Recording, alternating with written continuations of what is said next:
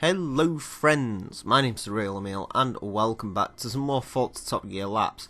Now we haven't been on the track for a couple of weeks, however we will get straight back into this with Japanese cars, which is our theme for today. Got a pretty decent selection, tried to vary it up a bit, so let's get into this. The first car out today was the Mazda RX7, 261 horsepower, 2,831 pounds of weight. This car's kind of interesting, because in Forza 5, while it was a fantastic handling vehicle, it wasn't particularly quick round the track. I think it got a 126.5, somewhere in that region. Not a particularly quick car. Here in Forza 6, however, the RX7 round the course of a lap is quicker. However, it doesn't handle quite as nice as it used to do. In Forza 5, the rear end was pretty much planted on this vehicle, and I do have to admit, on Forza 6 it does move around a little bit more, which is it's a bit interesting. This is one of the few cars that was actually maybe a little bit more challenging to drive in Forza 6 than it was in Forza 5, which is something very interesting. That's not normal for these vehicles. Usually cars on Forza 5 handle much differently than they do on 6, and they're actually usually a lot more difficult to control. However, the RX7 was harder to control in Forza 6. As you can see, it wasn't like ridiculously hard to drive. They're a pretty decent car to drive overall. You just need to watch out for that rear end. Next up we have a Nissan Skyline. This is the R33 model, 278 horsepower, 3,393 pounds of weight. Now, the R33 Skyline, again, is another one that went round in Season 2 back in Forza 5. And the vehicle did suffer from both a bit of understeer and very, very long gear ratios. And to be fair, it's pretty much the same here, really. The R33 does suffer with one of the worst gearboxes ever fitted to a car. This thing is just terrible. It'll do about 80 miles an hour in second gear, I believe. One of the only cars that you can actually take hammerhead in first gearing, and that's, including your supercars. Even your older supercars can occasionally struggle to do that, but the R33 will do that. The long gear ratios do they can hamper the car, but they do also help it out in some cases. When it comes to maintaining speed through corners, the longer gear ratios are actually better, as you can leave it in gear. You don't have to change gear as much.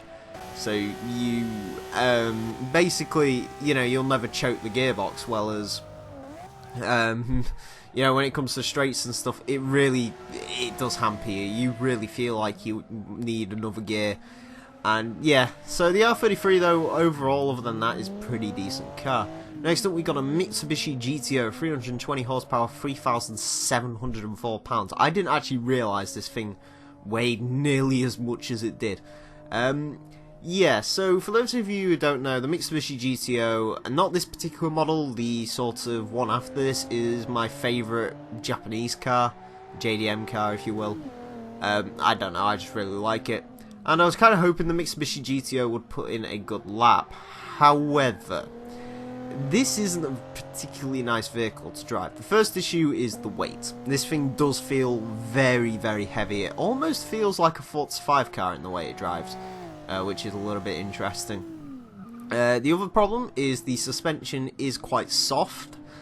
Now it isn't, Lancer Delta S4 bad, but it's a lot softer than anything else here today.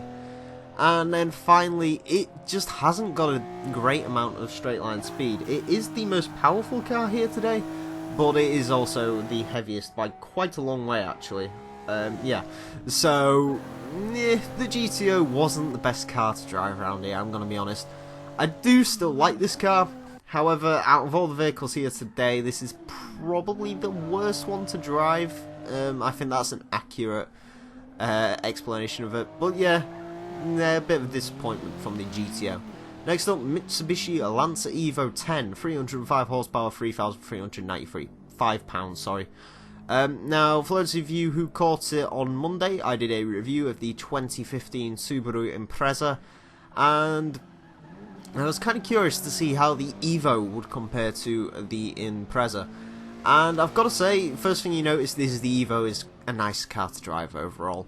There isn't much understeer from this vehicle. It's four-wheel drive, as you'd expect.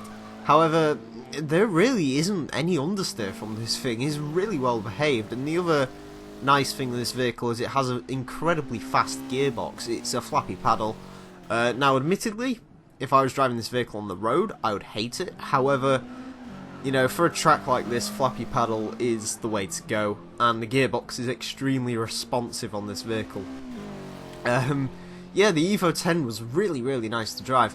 I could take follow through flat out, which was nice. I was doing about 90 to 100 miles an hour through there. Got it a bit on the dirt there, but you know, these four-wheel drive cars, they don't really get thrown off by that. Yeah, the Evo 10 was a very, very nice car to drive, I've got to be honest. Still, I prefer the 2015 Impreza, just because it was a bit more fun, and because I'm more of an Impreza guy. However, the Evo was a pretty good car. However, I figured I would throw it against a different Impreza. This is the 2005 model, 295 horsepower, 3,315 pounds. So it weighs 80 pounds less than the Evo, however it has 10 less horsepower. So I was kind of interested to see how these two would compare. And, well, the Subaru does have a little bit more understeer than the Evo. It's certainly pretty good for a four-wheel drive car, don't get me wrong. However, yeah, there is definitely some understeer there. Also, it must be noticed this is a shifter, so the gearbox is a bit slower on this. Other than that though, the Subaru does seem to have a bit more straight line speed over the Evo. And yeah, brakes are pretty decent on this vehicle as well, which is nice. The Impreza was a pretty good car to drive. It drove exactly how you'd expect an Impreza to drive, really. You know, there was a little bit of understeer, but it had great four-wheel drive traction. You could almost take the follow-through flat out. I did have to have a quick pull off the throttle around there, but it didn't really slow the car down that much. I did have a few issues with this second to last corner, but other than that, the Impreza was fine, and it was a really, really nice car to drive around here. Maybe not quite as nice as the Evo, but we'll have to see to the end whether it was quicker. Next up we have a Mazda MX5. This is the brand new 2016 model, 155 horsepower, 2,310 pounds. I've got to say, first of all, I'm still not sure on the way this thing looks. From the back I quite like it, from the front it's a little bit weird.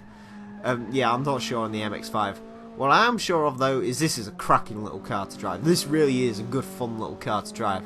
The MX5 is very decent handling, as you'd expect. It feels extremely light. It is the lightest car here today by quite a lot. In fact, the next lightest is 400 pounds heavier than this vehicle. That being said, the rear end will come out on this, but, you know, it's nothing that isn't controllable. It really, you know, this is such a controllable car to drive. This is a great way to sort of learn rear-wheel drive cars, and it's just a fantastic fun car to drive as well. The MX-5, yeah, it just embodies fun, this little car. It's great. I really enjoyed driving around here. In a straight line, sure, speed isn't really something the MX-5 has in droves. 155 horsepower isn't that much more than what this thing started out with back in 1989. But, yeah, it's adequate enough.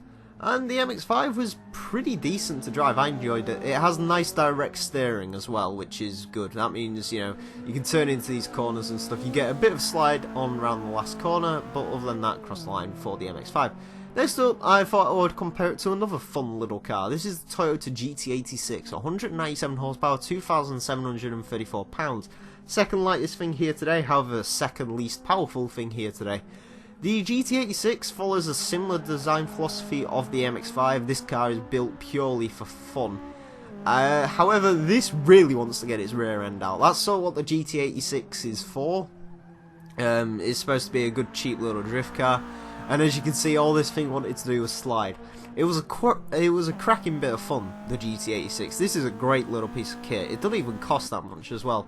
So I do recommend giving this, and indeed the MX-5 actually, a quick test drive. However, the MX5 is the better car around the track, I would say, if you're going for sort of serious track driving. However, the GT86 is, you know, more fun through the corners because the rear end just wants to slide out on this thing. And it's so easy to get the rear end sliding out. Another thing is this has a lot more straight line speed than the Mazda. This has almost 50 more horsepower than it. So as you'd expect, it is a bit quicker in straight line than the MX5. And that will maybe play in its favour when it comes to its time on the lap board. But yeah, GT86, fun little car. I enjoyed driving both this and the MX5. Choosing between these two just comes to a matter of what you really want to do with the vehicle. And finally, we have what I guess is to be considered the ultimate Japanese car. This is the Honda NSX-R from 2005. 290 horsepower, 2,800 pounds of weight. This was Japan's first true supercar. It has an engine in the middle, rear drive, and it is superb. This is one of the best handling cars around here we've had. Sure, the rear end, you know, it can come out on this. It's kind of similar to a BMW M1 in that fashion, which was a good handling car. However, the rear end might slide out. It isn't nearly as bad as the M1 for sliding out, because the M1, as soon as you put too much lock on, the rear end would go. On this, it goes, but it's very controllable when it does. You can kind of see it doing it through there. It sort of skitters away from the front wheel and just skitters out of line a little bit. However, the NSX, other than that, was fantastic. It had great amounts of straight line speed. The amount of speed you can take through corners with this vehicle. You can almost do follow through flat out in a supercar. That's insane. There's not really many other vehicles that'll do this around this track. Yeah, the NSX was a great bit of kit. I could have perhaps taken that second to last corner a little bit faster, but as you can see, the NSX is just blindingly quick around these corners and across the line for that. Anyway, it's no surprises that the NSX was the fastest car of the day with a 122.984, beating out a Ford Mustang and a Mitsubishi Eclipse. Pretty quick car there. In 30th, Subaru Impreza WRX STI, it beat out the Evo with a 125.131. RX7, 125.306. That's pretty damn good for the RX7 considering that wasn't a very quick car back in Forza 5. And the R33 Skyline gets a 125.394. Just a little bit off the RX7. If it had a better gearbox, I could see that R33 being way up there. Moving on down, Evo 10 goes into 34th with 125.604. Even being beaten by the 2015 Subaru there.